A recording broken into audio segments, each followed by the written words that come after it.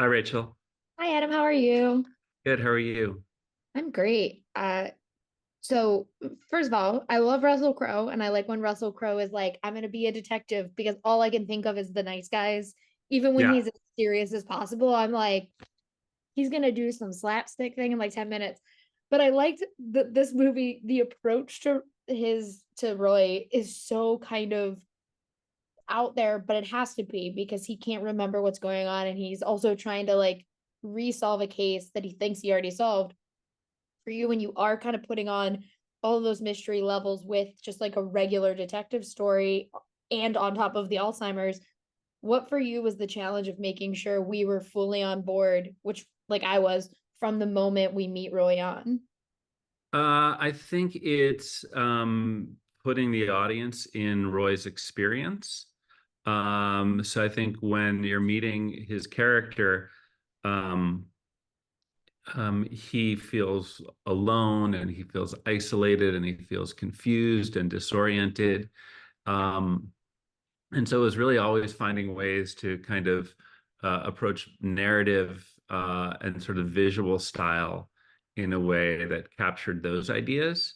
Mhm. So, cinematically, we were always kind of really only showing the audience as much as we wanted them to see. So a lot of the times when we would lens Russell, it would be like either really sort of tight on him or in wide shots. So we're either in his head or we're further away to um, sort of make him feel isolated and alone. Um, I think Russell was such a good partner as it related to trying to achieve those things. Like he wants the audience to feel what his character is feeling, and does just a lot of incredible work with really just his eyes. So, I mean, as you probably remember, there's lots of sort of just tight shots, like Mhm. super tight on his eyes and on his face, and it's really just making the audience feel what his character is feeling. And Russell's such a pro. He's been doing it such a long time that really sort of moment to moment in terms of the linear narrative, he always knew where he was supposed to be and sort of translating what the character's experience was to the audience. Um, so that really wasn't the biggest challenge in making this movie. I had the benefit of a two-time Academy Award winning actor in it. He's been making movies longer than I've been making movies. So I really had a real ally and asset as it related to trying to capture what you're talking about.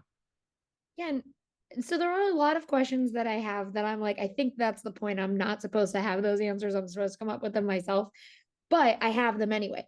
For Yeah. you, was that always the intention of like leaving certain things up in the air for the audience to kind of come to on their own, especially like towards the end of the movie when the reveals start to kind of open up? Yeah. Yeah, I mean, it's a movie that's very much about perspective and perspective on the truth, right? Um, there's Russell's experience of the narrative, and then there's Richard Finn, Richard Finn's character's retelling of a narrative, right? And then there's Karen Gillan's character's point of view on Tommy Flanagan's point of view on it. So it's a narrative with lots of different points of view. And you're kind of asking the audience to decide whose truth they're going to invest in, right? But the narrative is so fully rooted as seen through Russell's character's experience that I'm kind of asking you to identify mostly with his experience. And so much of what's going on with the other characters is really stuff that he has to kind of assimilate and determine where the truth is. And again, you're sort of asking the audience to go on the same ride that the character is on, which is why, short of in the very opening of the film, where there's just sort of some details around Roy's apartment, you're otherwise entirely experiencing the narrative through the lens of Russell's character's eyes. Um, so again, all the questions that you as a viewer have are the same questions that Russell's character is having as he goes on the journey. Yeah, and I do love as a Nolan. freak. I do love the Memento vibes of this man just like Oh, having things listed on his wall of like, okay, well, there's that thing. But for you, when you are kind of playing with that element of like this man doesn't remember things and he has to go to people he's clearly met, I do like that this character is like, yeah, huh? I don't remember that. And just like right. establish a relationship. Was it always your intent to have that vibe to it just because he is re-meeting these all these people? And if you had to keep doing the Yeah. genuine thing, it would get kind of redundant? Yeah, I mean, I think that one of the things that makes him a sympathetic character is that he kind of has to wear his vulnerability on his sleeve, right? He doesn't know who is friend and who is foe, right? So there's always sort of a hint of hesitance in it, right? I don't think Roy as a character is ultimately convicted in what he believes to be the truth, really, until probably the last 20 minutes of the film. Um, and even then, we're not certain that he's correct. So yeah, I was always I didn't want to live long in him constantly having to retell his story, right? I just wanted to be on the ride of his experience. So the idea that this man is confronted with this case that he doesn't remember and then has to interact with people who know him, but he doesn't know them, really puts him in a kind of a diminished or weaker position in a lot of those scenes. So I don't think there was really a getting away from that. And I think Russell just brought a lot of vulnerability to that.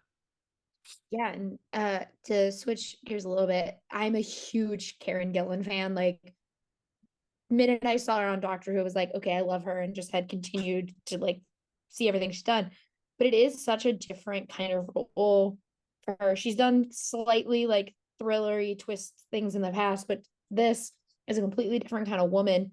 When you're Yep. working with an actress like Karen to try and navigate this woman who is shrouded in mystery throughout the entire thing, even at the end, how did you guys kind of map out exactly like when we would kind of be on her side and when we wouldn't, and how we felt about her as we were watching it?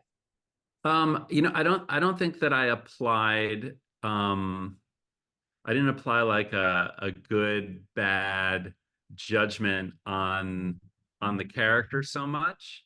Mm. I kind of followed Karen's lead a lot, honestly. Like I think Karen, had done her own work on the character and where she wanted to take her, how she wanted to differentiate who she was in the past from who she was in the present. And I also think that, Karen, I think also was sort of really astute um, in playing with the notion that for a certain portion of the narrative in the past, the telling of her character is seen through sort of like this male gaze type lens. And I think she sort of had a lot of fun subverting expectation around that stuff.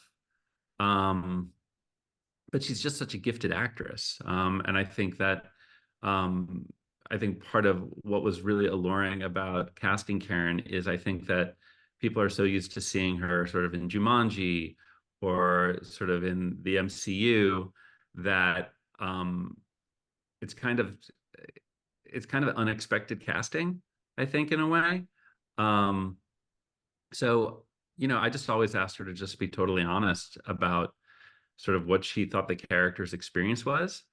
Mhm. Um, and it was a super fun ride. Yeah. And I love that explanation of that it's the male gaze because it is because you're like, yeah, this man is saying that he was in love with her and then maybe not. And it's Yeah. how he's perceiving it. For my last quick question, Yeah. like I said, I have a million questions. What is one question that you want the audience to be asking when they leave Sleeping Dogs? Like, what do you want the one thing to still be on their mind when they leave? Um, I think the memory that we have of things in the past aren't always really how things were.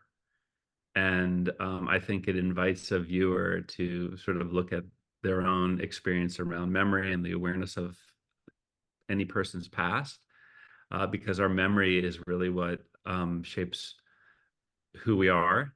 as people and the choices that we make. So maybe that.